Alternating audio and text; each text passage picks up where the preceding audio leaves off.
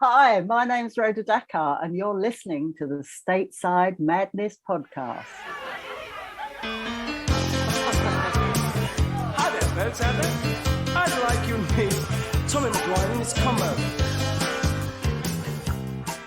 Hello, and welcome to the Stateside Madness podcast, the one and only podcast of the official Madness American fan service.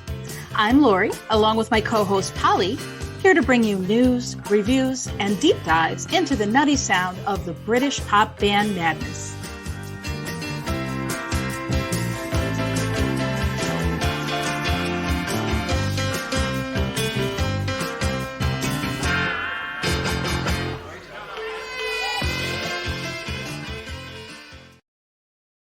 Well, hello, Stateside Madness. I'm Lori. And I'm Polly. And we've got a very interesting episode today. So today we've got a band from Lori's native Chicago, the Crombies. Woohoo! Yeah, we're going to be talking to Mike, Kevin, V, and Carl. And this is yet another one in our series of bands who are, at least partially, influenced by Madness. Now, the Crombies are a well-known ska band with a very interesting backstory. Rather than me talk about it too much, we'll let those guys say it in their own words.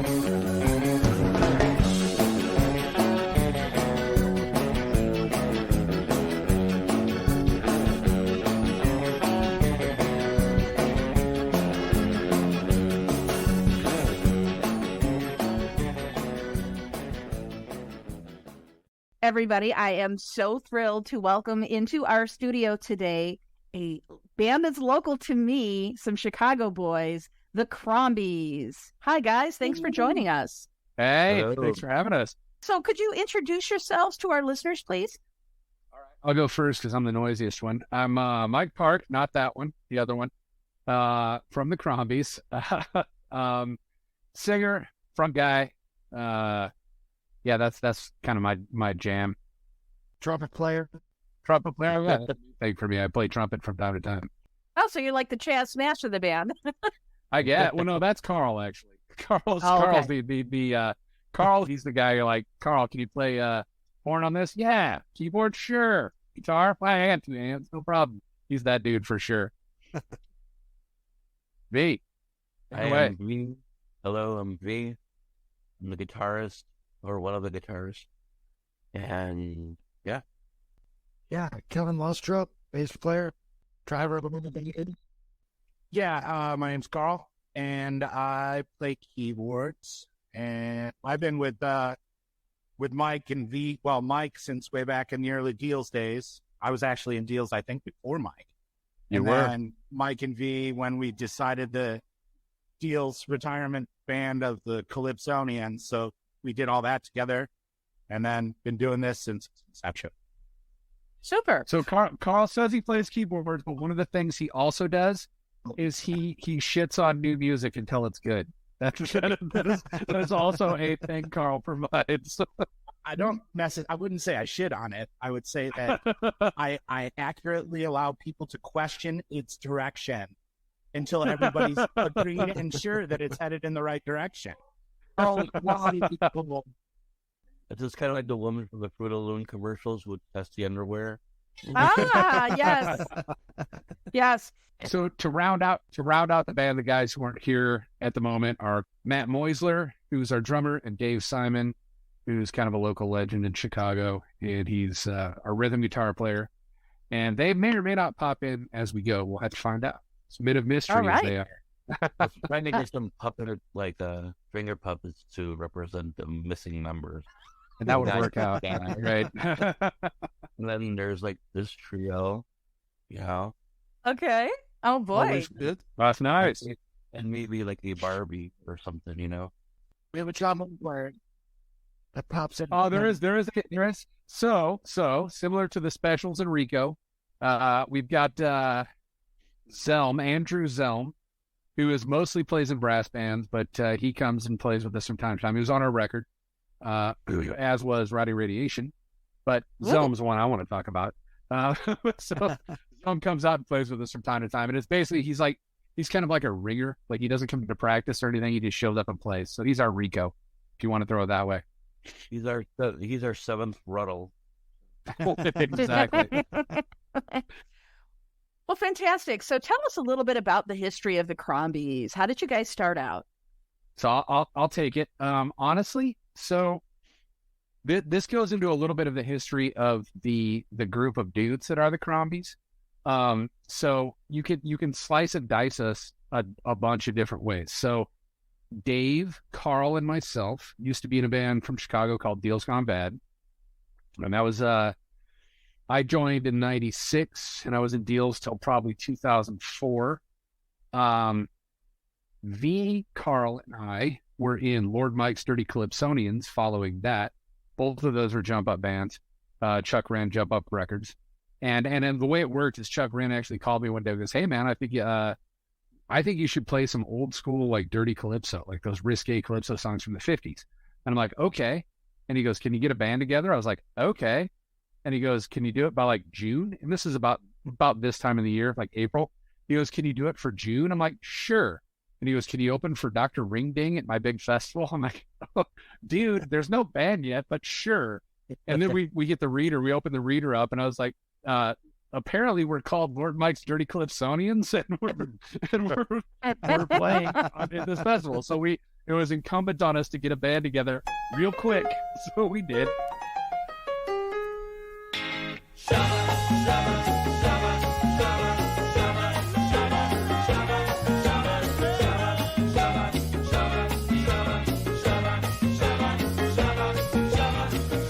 Plain to see, everyone in life have a different philosophy. Some people spend their lives trying to save, but you know you can't take it to the grave. I know what I am and what will be, but this is my life and my philosophy. So when I die, bury me deep, but put 2 bottles of whiskey to my feet. I want 6 young girls across my chest, saying, "Sweet Lord Mike has gone to rest now." We did that for a number of years. So also, Kevin, Dave, and Matt, the drummer, are in a punk band called Anger. And Carl V and I are also in a sort of a Manchester cover bands type thing called the Inspiral Parkas. And prior to that, we were a mod sort of cover band called the Irving Parkas, because V and I lived in the same Irving Park neighborhood. So that's sort of the broader history of how you slice and dice us all as dudes. And with the old bass player JJ too. Yeah, DJ Jellybean, the unofficial mayor of Blue Island. So as after the Calypsonians ended, Chuck Wren from Jump Up got a hold of me and said, "I think you should do a 2-tone band." And we're like, okay. So I started yeah, that actually sounds like a pretty good idea. So we started reaching, because we all grew up on 2-tone. I mean, everybody loves 2-tone. And there was not a lot of people doing 2-tone-y type stuff. And reached out to Carl, reached out to Dave, reached out to V, and that was really sort of the core that got it going. Everyone knows theoretically like what 2-tone sounds like, right? Like right now, you're in your head, you're imagining English B, you're imagining Select, you're imagining Madness, Specials, all that. But once you start playing it, like you can play the covers and you're like, okay, well, what is this? And the thing that really surprised the shit out of me, can I cuss on this thing, by the way? Yeah, that's fine. All right, the thing that We really do it all the surprised the time. shit. Good. Fuck that. What fucking surprised the shit out of me was disco bass lines. So Madness probably not so much. The Specials for sure. Especially that first record is all disco bass lines. It's like, it's like you'd never have thought that. And it takes me back to the days when like we were in Deals Gone Bad, we were learning how to play ska, and we were doing the 1-4-5, like straight rock thing. And we realized as we listened to this music, we're like, no, it doesn't. It doesn't change where you'd think it would change. like the ska music, the old school ska music, because Deals was trying to do like ska lights, like that level stuff. It would just stay right in the same progressions, riding it. And where rock music would change, it doesn't do that. So it was like that sort of an epiphany moment for me. So that's, in a nutshell, how I see the Crombies coming together. V, Kevin, I mean, what do you guys think? You guys have some nuggets to add there? Yeah, well, during pandemic, Mike and I and Dave, we did this song for, what's their name again? John Roy? Yeah. Was it the Smoke and Mirror sound system out in San Diego? Yeah. And so we did it, and while we were recording it, I went over, because we were still supposed to be social distancing and all that. And I went over to Mike's house to record a guitar. And we were commenting on the sound of Chicago versus the West Coast and, the ska scene, and how Mike was going, yeah, that West Coast sound is very pristine, very clean, very non-complicated, and how I was playing the ska stuff very sloppy and dirty and bluesy, and how that was a very Chicago kind of thing. And I think that that's one of the telltale things about our version of, two-tone, or what the Crombie sound is like, is that we carry a lot of, at least my playing is a lot derivative from a lot of blues and soul lines, and, mixing that kind of history of Chicago with what has been done before with two-tone. I think that's what makes us and putting a lot of different punk energy into it, like not the class of 79, but our version of it, which I think distinguishes us from third wave still, but it's still very aggressive and very in your face. I agree, and we don't really have horns to speak of. I mean, Zone comes out sometimes. I've started playing trumpet a little bit, but yeah, we're not a horn band. We're not a horn band, and as a ska band, that's really weird. A little bit, but I like it though, and I do pick up the kind of Chicago blues influence that you're talking about, V. Okay, so give us a kind of an idea of time frames here, because we've got Deals Gone Bad, and then we've got the Calypso band. So when did the Crombies actually come together, and how did that happen? What was that? 2011. 2011. I saw the other day in a Facebook memory that we played the record release party like 8 years ago or 7 years ago. No, 2016. The record release was 2016. Yeah, 2016. And I think we started in 2011. Yeah, so we started 2011, and again, it was Chuck Wren suggesting that maybe two-tone would be a direction we should try. And we tried it out, and we learned. And again, it's one of those music, like, you have to learn how to play it, because, like, what is two-tone? Like go ask Jerry Dammers what two-tone is. He doesn't know. He just knows what it isn't. So right. He'll tell you, I mean, technically, Madness was never on two-tone, right? Like, they were a two-tone era band. Single. Yeah, but one single. they're always. I mean, they were always, like, I consider to be like they were the two-tone bands, but Madness was always a little different. In fact, we don't cover a lot of Madness songs because they're really hard. Madness does crazy things with DJs. We recorded one Madness song. We did, but it was a Madness cover. Yeah. It was the Prince, right? It was the Prince and Madness. So that's really a cover. And that's one of the things that, like, honestly, so getting back to your point, the 2000 we started out and we did a lot of two-tone covers, mostly two-tone covers. We did one Deals cover, which was kind of a two-tone-y type. So we two-toned it up to make it a two-tone song.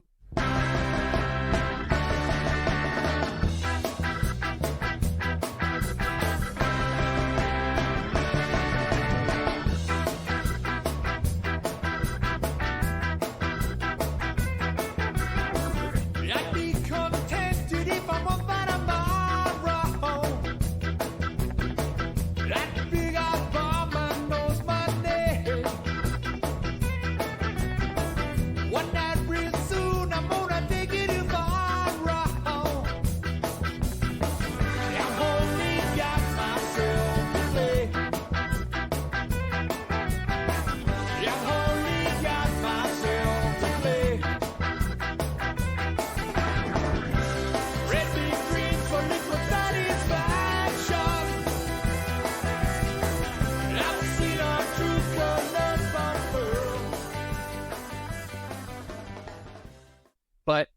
what you realize pretty quick is a lot of the two-tone bands were doing covers. You know, the Specials' first album was what, 70% covers? You know, so it's like, so we're not really doing anything different than they did. And at this point, so we're about to drop. We're in the process of putting together our second record, which is going to be a lot more like the Specials' second record, which is weird. You know, like the first Specials record was like pretty in the slot, and then that second Specials record was like, that's weird. There's a lot of great stuff on it, but I think our next record is going to be kind of along those lines. So it's kind of weird to be like sort of following that two-tone trajectory that the Specials were on in a, you know, sort of discovering for ourselves as we write our own stuff. Like I think our new record's going to be mostly original. Would you guys agree? I would say that's going to be the weird part, is that it's going to be mainly originals, but I think that the way the first song that we recorded for a compilation came out, and I'm really looking forward to it because it's very much like we're getting our sound definitely like It's very us. something a lot more us than, you know, any of the bands that we were taking inspiration from. I think we found our own sound and we're running with that. Definitely hitting our groove for sure. That's the beauty. What's the title of that song?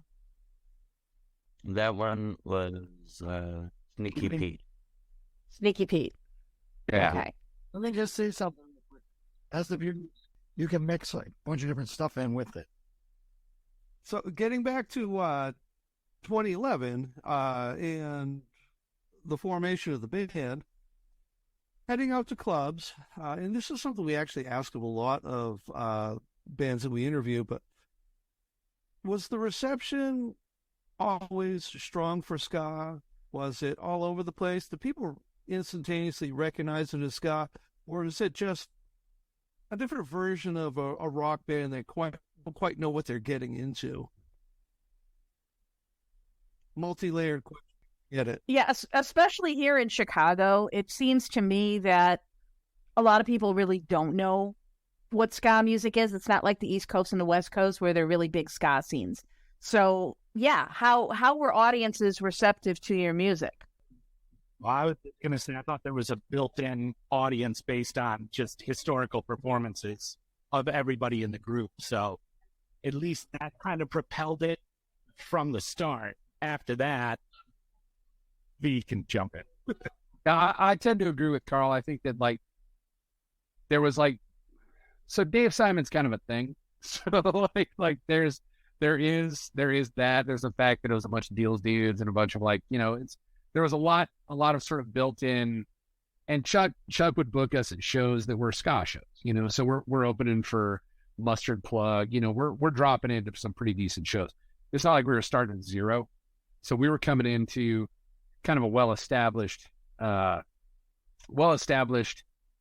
legacy. Of scene, the clubs, legacy, the clubs we'd play, like these are all places Carl, V, and I, you know, Dave, we've been playing these places for years. So it was sort of, we were able to drop in a little bit, and we might have even dropped in a little bit hard.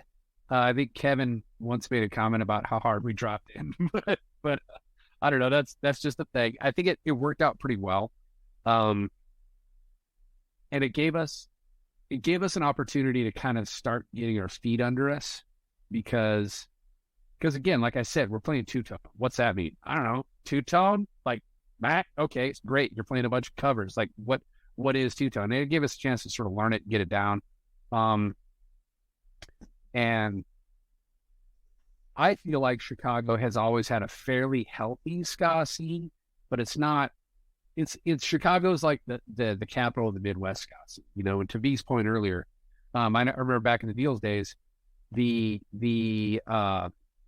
West Coast guys were all very like islandy, you know, like very Jamaican-y, and the East Coast guys were all very jazzy, and the Midwest guys like us were very boogie woogie, you know, and that's I think what has continued on into the Crombies to an extent. I mean, from a reception perspective, I know the first thing that scared the living shit out of us was going to England.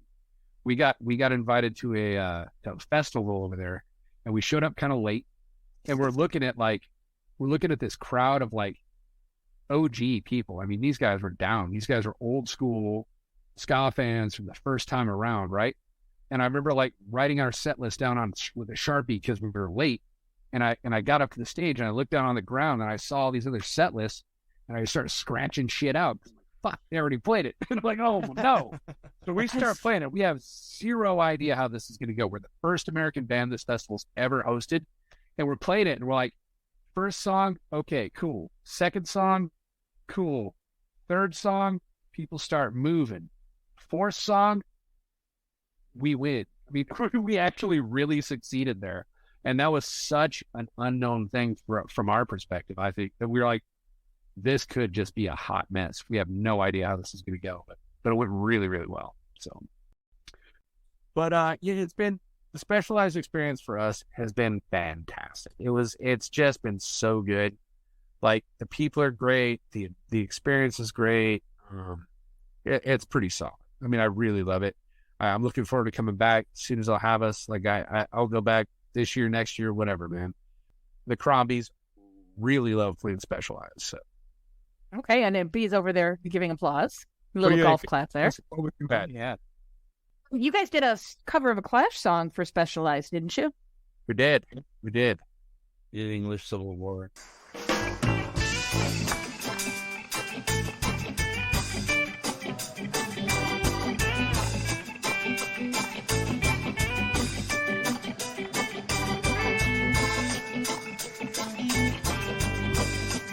This is for you, England.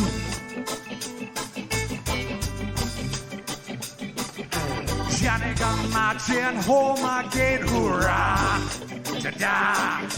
Yeah, my boss or underground, hurrah! Ta-da! Oh, Irish, I say it, there's something in here. Johnny Brown, the cornbread, the English Civil War. Johnny come marching home again, hurrah! Ta-da! Yeah, my boss or underground, hurrah! Ta-da! From a reception perspective, I've never felt like we've had any issues. I felt like we've done well. I think when, at the end of the day, when you look at it, I always, genre and labels aside, it's like, if you have a quality band and you have a quality band that has the music and the conviction and the talent to pull it off and the personality, because we are entertainers, let's face it, you are going to come over no matter, you're going to win over no matter who it is, because if you're a good band, you're a good band, period. And I think that some of the shows that we've done, like, bands that we've been, glad to play with, but that aren't exactly what we're doing at the same time. Like, Cro-Mags? Cro-Mags show was a different life. We opened up for the Cro-Mags, and I'm pretty sure they booked that show alphabetically. Crombies, Cro-Mags. I have to assume. What was the other one, the one we did at Brower House? It was The Alarm. The Alarm, yeah. Again, bands that, not exactly our vein, but again, you play to somebody, and, and we've done a lot of all ages shows where you play with, like, going on fourth wave, kids. And, they look at us, they're like, oh, the old people, but, we get them going too. And that's a good sign, that you're able to cross over. And right now, like, a lot of Latin bands the ska bands are coming up, and younger audience, and, it's mainly in Spanish. And we've played with them a couple of times, and, we've done well with their crowd as well. So I think, it's a true adage. If you're good enough and you play like you're good enough, you're going to, win some people over, and everybody's going to have a good time. Could you guys talk a little bit more about your musical influences? I know you've alluded to some of them. Mike, before we started recording, you were kind of telling me who some of your influences were. And now that we're recording, maybe we can resume that conversation. Sure. I will absolutely tell you what I said. When I was a kid, I was the Jam, the Special, the Madness. Not in that order. Like that, there was always a different, like, it was always like who's number one, who's number three. It would always ebb and flow. But I was always a Jam Madness Specials guy, and that's who I was growing up as a kid. Over time, there's like millions of other bands I'm into. It's cool. I like music in general, but those are the formative bands. Madness Specials of the Jam. That's it. That's all there is in my world. So that's where I'm coming from. It's funny because Paul Weller wrote a couple books about the Specials, and I didn't even know I'd owned them for 20 years. Oh wow! I found out they were Paul, and I read them. I was like, what the heck? And then when they came out, the Capone came out, played with us in Chicago, and Paul was actually a pretty big Al Capone fan, and we played Reggie's, and Al Capone's hangout was like 2 blocks from there, and he had made a mention on a Facebook post. He was like, "Yeah, I might buy like a fixture from that hotel that Al Capone they were auctioning up fixtures from that hotel." And Paul was like, "Yeah, I might buy a fixture." I was like, I looked it up and I was like, "Paul, dude, you were 2 blocks from there when you played Red." He was like, "What?" And I was like, "Yes, you were in Al Capone's backyard, man."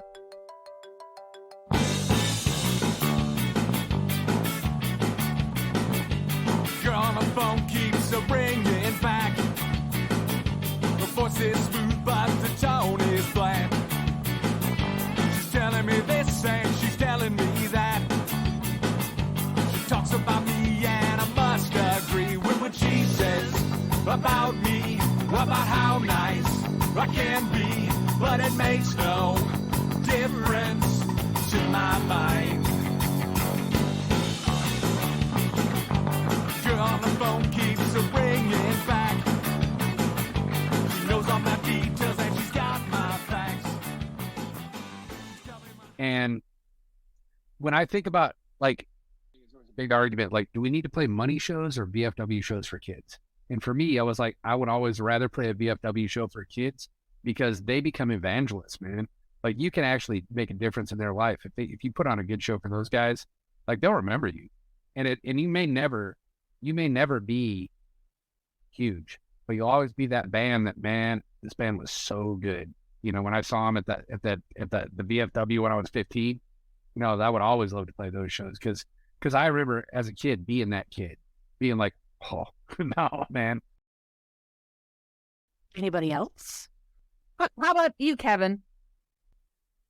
My favorite band is Fishbone. Fishbone, okay. I know it's one of Dave's favorite bands, too. They're like, if you would say there was an American two-tone band. Mm-hmm. That would be it. Fishbone is like the only band. Maybe the Untouchables. Yeah, and to Kevin's point, Fishbone was the first. So Metro in Chicago was the club when I was young, and the first band I ever saw at Metro was Fishbone. And from a ska show perspective, when I was young, Fishbone owned everything. Kevin's point, Untouchables were great too, but they were an LA band that I saw the Untouchables in Milwaukee once. It was like they didn't come out here that often, but Fishbone came through a lot. What year was that show? 86? 87? Probably about that. I saw him at what's the Eagles the Eagles ballroom in over in Wisconsin. Yes, and I also have to say another band, not quite like another band that was around as much and was almost as big a deal for us in the Midwest was Toasters. Toasters would come through a lot, and they were phenomenal. Toasters put on a great show. Good. V, you're up. V's got some. No. V has to answer this because I want to hear it. Okay. You know what my answer is going to be. You know exactly what my answer is going to be. All right. So V is a big Scritti Politti guy. Yes. Oh my gosh. Yes. I am absolutely obsessed with Green. All right, V, work your way around that. I think that everybody should probably know that I am a lover of all kinds. I am very much into the ska thing, the mod scene, old 60s beat groups, Exotica, Latin. So I'm all over the place, but I think if you were to basically, my biggest influence, at least for this band, I really enjoyed taking elements of certain things. Like, I love the phrasing, kind of like the Tin Pan Alley phrasing of Madness. I love the quirkiness and how they got a great sound out of the organ in the specials, along with the guitar playing, which I think was very influential to a lot of people, whether you know it or not. I love the rhythms that the English beat got.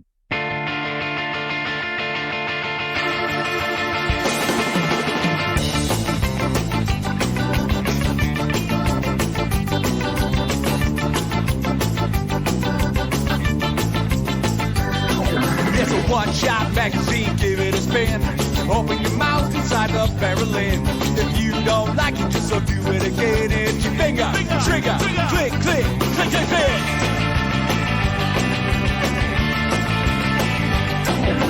1 in 35 are saying sorry to a bottle. It's your JavaScript for living up, that's all it does. But thinking back over hurts twice as much as living. It's your finger, trigger, faster, faster, faster, faster. And just like, certain bands had, very good vibes, but What about the Who? Oh, if Matt would have a conniption if we didn't mention the Who. We all love the Who. Who doesn't love the Who? Come on, let's be honest. Oh, I think that's under the mod umbrella, Yeah. Them to the Small Faces and Canes, The left hand. That's where Matt. Yes. So We I don't know. incorporate a lot of that into the new songs that we're doing. We're incorporating a lot of that mod influence because Matt is a huge, early hoop, and he even likes the high number stuff. And so we're doing a lot of, incorporating some of that rock element, that 60s mod element into some of the songs. For sure. Give them a little bit of life and also give them a little bit of edge. Because sometimes you can't bash these out, to punk rock, or else people won't dance. They're confused. Well, and one of You gotta our give them a little bit of a beat, one of our other new songs is like Surf, even. Surf, yeah. Like surf meets modern, meets northern soul, meets ska. So it sounds like a little bit of something for everybody, huh? Yeah, this That's what we're working on. Special. And by the way, I got to throw out there, B's probably not going to mention it, but he is in a absolutely phenomenal Latin psychedelic band called Cabeza de Chivo. It is so good. If you get a chance to check them out, please do. They are amazing. I have a poster right now. Yeah, it's a fun band. We get to play organ mainly on it. Yeah, I have a 1969 Yamaha organ, which is really fun to play. That combo organ type sound, but make it really sexy. Are they affiliated with Bloodshot Records? I'm trying to think what. No, we're not signed yet. We've only been a band for a year and a half, but so far our success has been really good for us.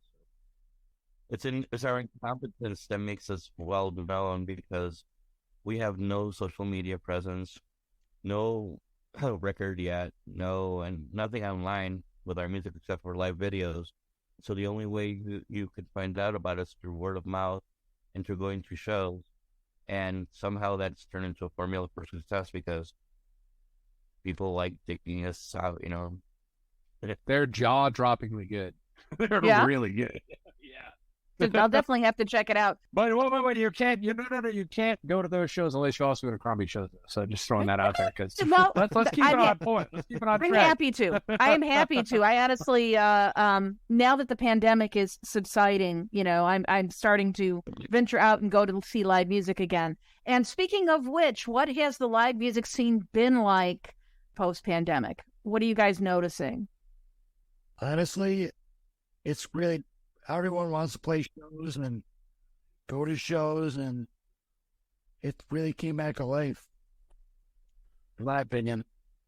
I see a lot of it as, a lot of it has, there's a lot more groupings of bands. Like, they're not small shows where you're only two bands.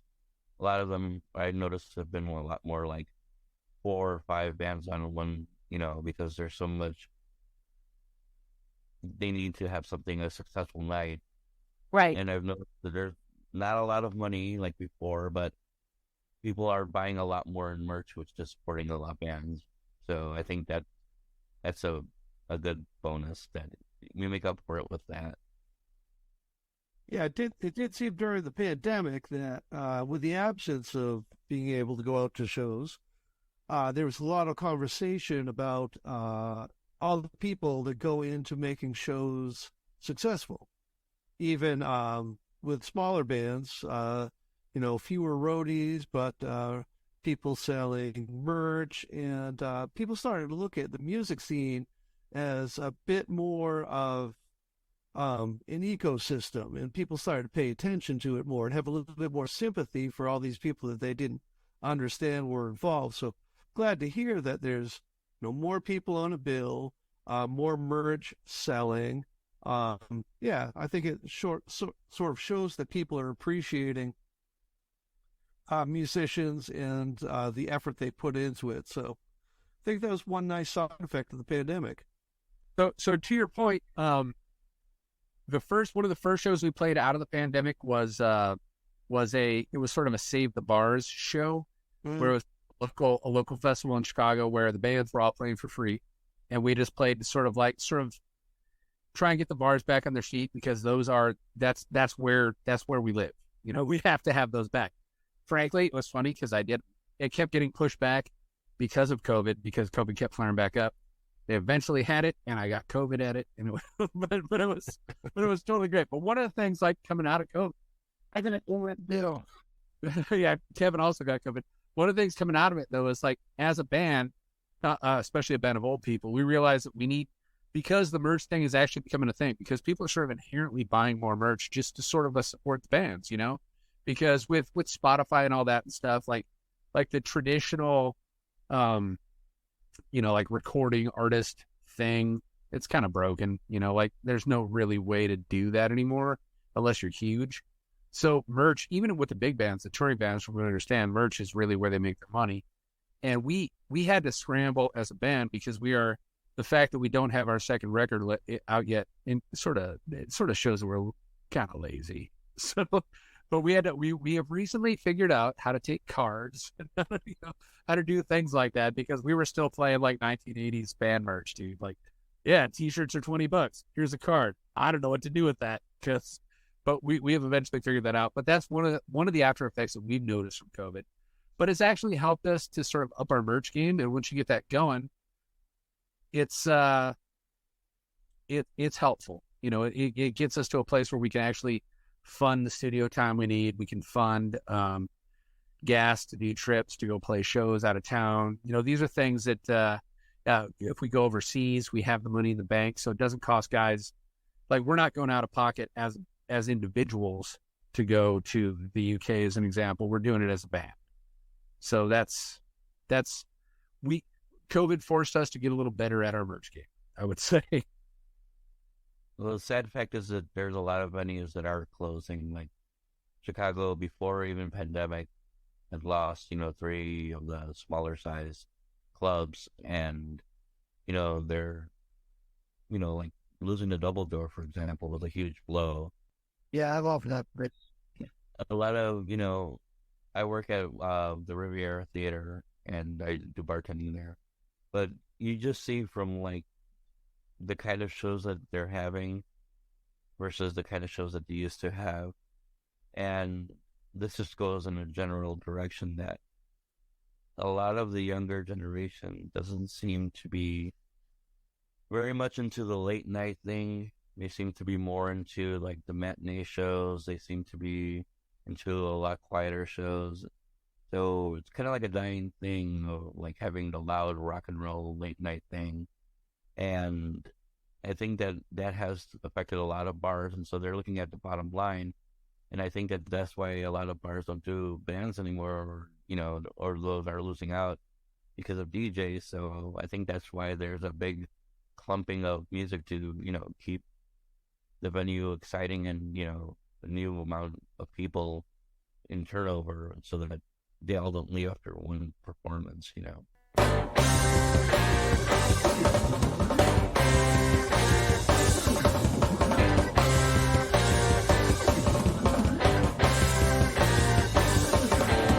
Listen, my brother, and understand. Don't brag like a donkey if you're really a man.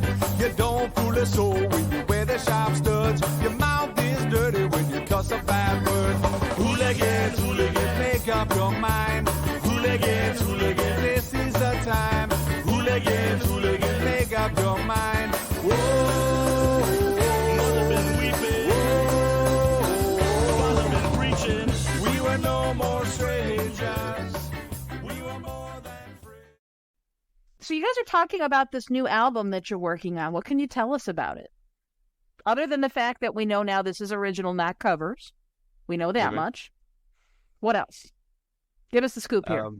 I think that it's finally us able to, now that we have the pieces in place, you know, if we have a solid lineup that, you know, an established lineup, and we're able to, like, you know, for example, Kevin was the last person to join on bass, and, you know, he brings something from his old band, and, you know, and he's got a certain kind of energy that fits well with our band too. And so I think that now that we've been established for a while, we're able to grow musically, and everybody's bringing something new in. And we've been performing for the last half year, the 3 songs now. One is an instrumental. The other one, the one I told you, Stinky Pete, that we recorded, and the one Mike wrote called Putting on Airs, which is the one that I said was a mixture of Northern Soul and mod and the ska thing. And I think the first one, which is called Unsavory Types, and that one I wrote almost like a tribute to the first wave of the Skylight sound, the instrumental jazz inspired. And that's one that Mike actually plays the trumpet on. And coming up with ideas for songs, I don't listen to just, you know, what was done already. I try to find a source. And having been in the Calypso band, having listened to Mento, having listened to New Orleans R&B, and, you know, and all, you know, blues and all these other things that led to how ska developed, you know, I like to go to that source and see where, you know, how people in the 70s got that and mixed it in and made it, you know, into what two-tone was. So I try to go that way backwards and restructure with a different identity. But so that first song, Saber Types, I pretty much wrote it like a love letter to the Scatolites, but made it also two-tone at the same time. So it's pretty exciting. And don't let V sell himself short. V is pretty much our arranger. Like, I will bring an idea. I'll have a progression down. I'll have a melody down. I'll have like a skeletal bass line down. I'll have an idea in my head what I want the vibe to be like, and then you hand it to V, and V will start working on it, and we'll start playing it, and V will sort of like dial it in, and then we look at Carl, and if Carl's making the shit face, then we dial it in a little differently. And then we dial it until Carl's like, maybe. And if Carl says maybe, we know we got something to deal with. So, like, that's basically the way it works. And it's going to be, like I said earlier, it's going to be sort of like the trajectory of the specials. The specials started out as doing covers of the songs that their friends' parents' records were. And we're doing we did initially, our first record was a lot of covers of songs that, you know, it was us learning how to play two-tone. And now we've got this next record is going to be not so much us playing two-tone as us playing Crombies. And it's going to be kind of fun. I think people are going to like it. I'm really excited about the stuff we're putting together. Yeah. So, okay. So you guys mentioned meeting Paul Weller. I can't talk. You guys mentioned meeting Paul Weller. We didn't meet Paul Weller, but we did play at the same time as Paul Weller at Riot Fest. Oh, okay. Oh, okay. All right. However, Dave and I shouted at Paul Weller. You shouted at Paul Weller. We shouted at him, yes, in the green room. Okay. Well, because I was going to ask, being that we are a Madness podcast, have any of you met any members of Madness? No, we're supposed to see him when he came and COVID happened. I had tickets for the Boston show. I think Mike had tickets for the New York show, right? Oakland. It was Oakland. Okay. Yeah. Probably was supposed to go to the Boston show. I was going to Oakland. I was so proud. I was like, I've never been to Boston, so a friend of mine and I got a hotel there, and we're supposed to do this whole thing for my birthday because it was on that weekend, and it never happened. And then when they canceled the show, not even rescheduled, I was really, really bummed out. But I did get to see Suggs do the Our House musical in London, where he played a dad. So that was awesome. But not the same. Not the same. So that same Riot Fest where we didn't meet Paul Weller because we played so Riot Fest is a big festival in Chicago, as you know, but we played it a few times, and I was like, all right, the only thing I'm concerned about is not playing at the same time as Paul Weller. We totally played at the same time. All right. But the next day, Billy Bragg played, and we do a ska version of Levi Stubbs' Tears. So I got to meet Billy Bragg backstage, and I was like, hey, it's really good to meet you. You know, I've been a big Billy Bragg fan for years. And I was like, yeah, my band played yesterday, and we did a version of Levi Stubbs' Tears, kind of ska style. And he was like, oh, I'd really love to hear that, in a very earnest, very Billy Bragg way. And I was like, I panicked. It's like, will you send it to me? And I'm like, yes. I totally didn't send it to him because I completely panicked. Like, holy crap, I can't send this to Billy Bragg. It's one of the only songs we have on Spotify, so at this point he's probably heard it. And we haven't been accosted by lawyers, so I guess we're good. Okay, all right. With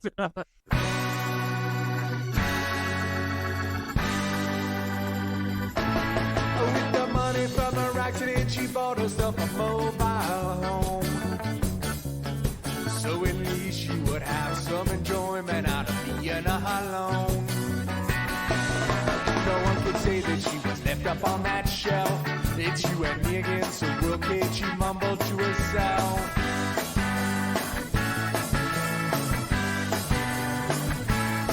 When the world falls apart, some things take you in place. I'll leave our Stubbs, tears run down his face. She ran away from home in her mother's best coat. I think we do a very good job of that song, and it's actually when we play it live, it's one of those songs that like I kind of use as a barometer. Like when we're playing Levi Stubbs' Tears, if you're into it in the crowd, I know you're pretty solid. Like you're kind of a solid person. like if you know Billy Bragg and you know this tune, like yeah, you're solid. You know, that's good. So, and if you don't, that doesn't mean you're not solid. But it's like it's one of the things that I use when we're performing. You're like, oh yeah, that beats. I'm not going to talk to that guy. You know, like we do Plastic Gangsters. You know, there's just a few covers we do that are Staring at the Rude Boys. Who's that? V? Who did that one? The Ruts. Yeah, the Ruts. So it's one of those. There's those few deep cuts that we like. If people get super stoked on Feel Good. Yeah, Dr. Feelgood is another one. Well, people get super stoked on the deep cuts we're covering because we're not just covering the English beat, or specials, you know. So when people get stoked on the deep cuts, like those are people you probably want to go say hi to and talk music, you know, because those are guys who recognize what you're doing and got excited, you know. Yeah. Hey, speaking of Riot Fest, I'm probably going to cut this out. No. Well, okay. And whenever I say that, Polly insists I have to keep it in. No, prior to Stateside Madness, I had a Facebook page for many years called Bring Madness to Riot Fest. Oh, that's a good one.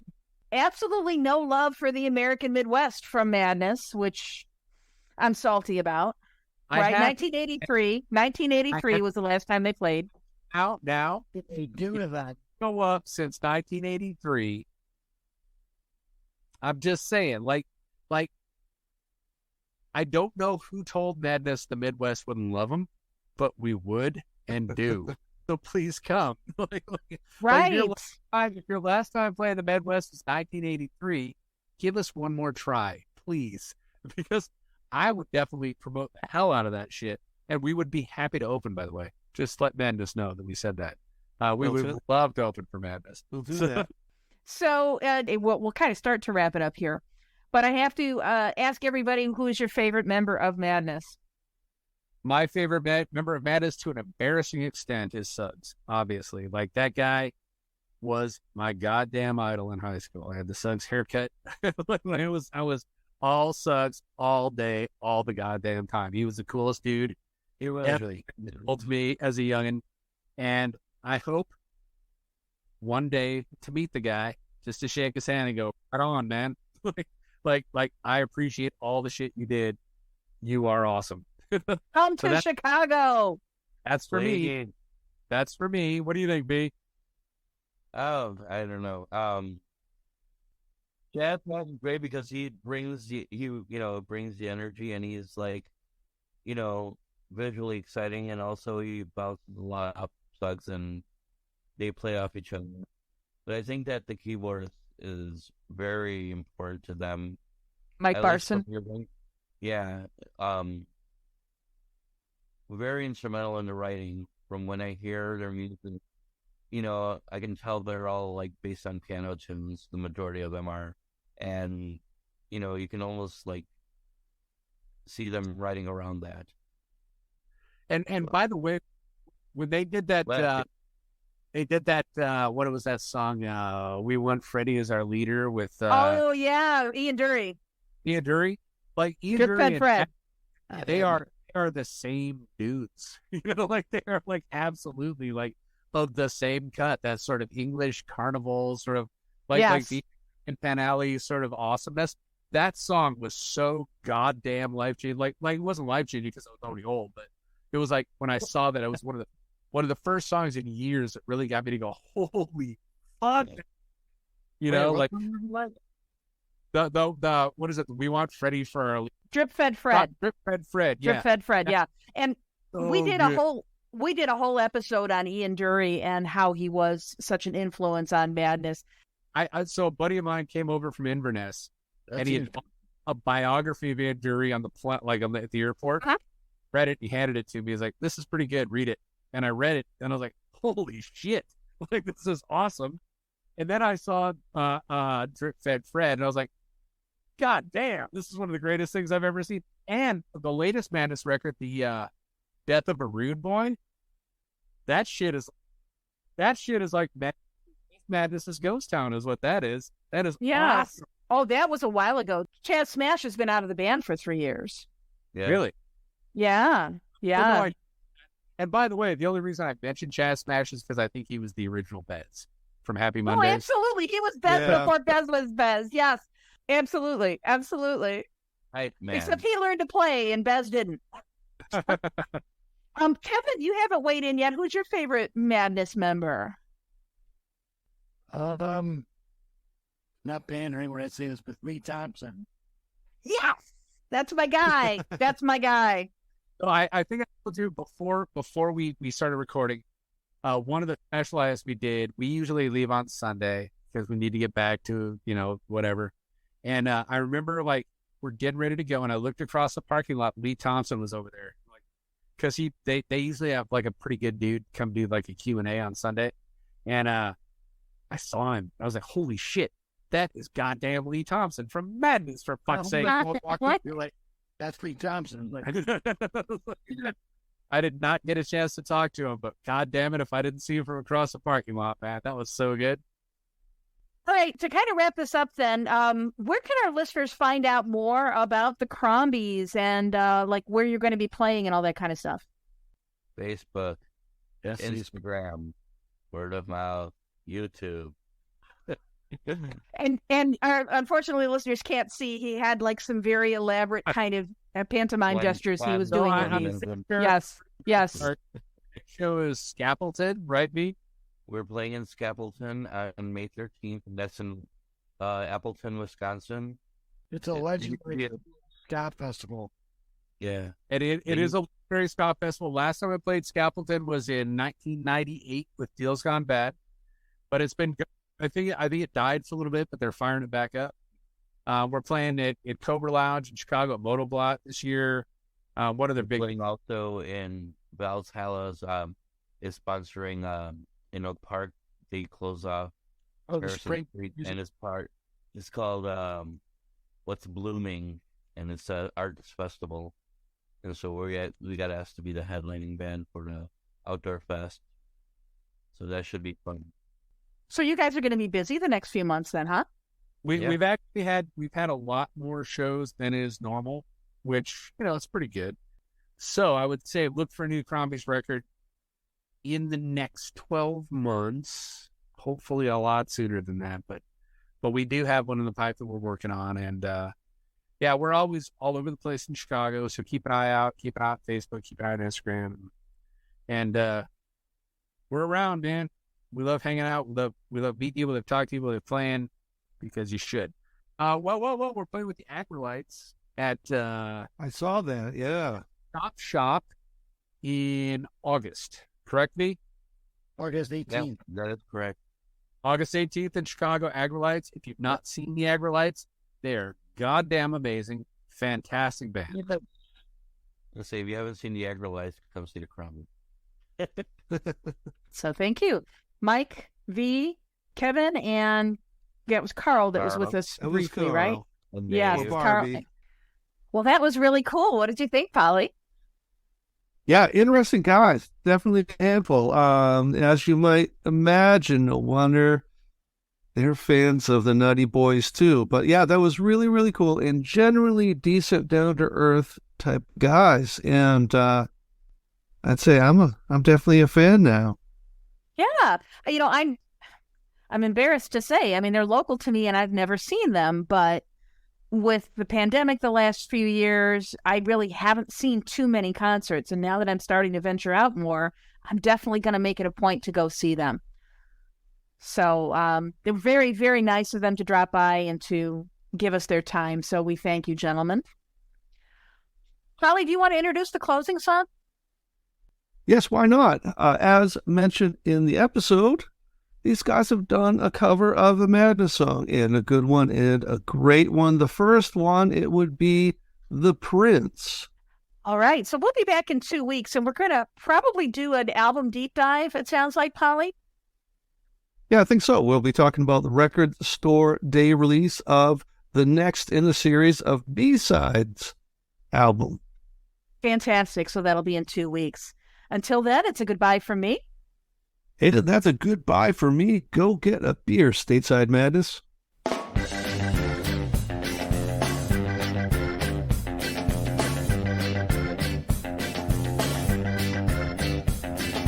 earthquake is erupting, but not in Orange Street. A ghost dance is preparing. You got to help us with your feet. Well, if you're not in the mood to dance, step back, grab yourself a seat. It's gonna be uptown Jamaica. I would promise you a treat. But to blow you over with the bogey dance, shoving me off my feet. Even if I kept on running, why'd ever get to Orange Street? So I leave it on myself to say, for the man who set the beat. So I leave it up to you out there to get him back on his feet.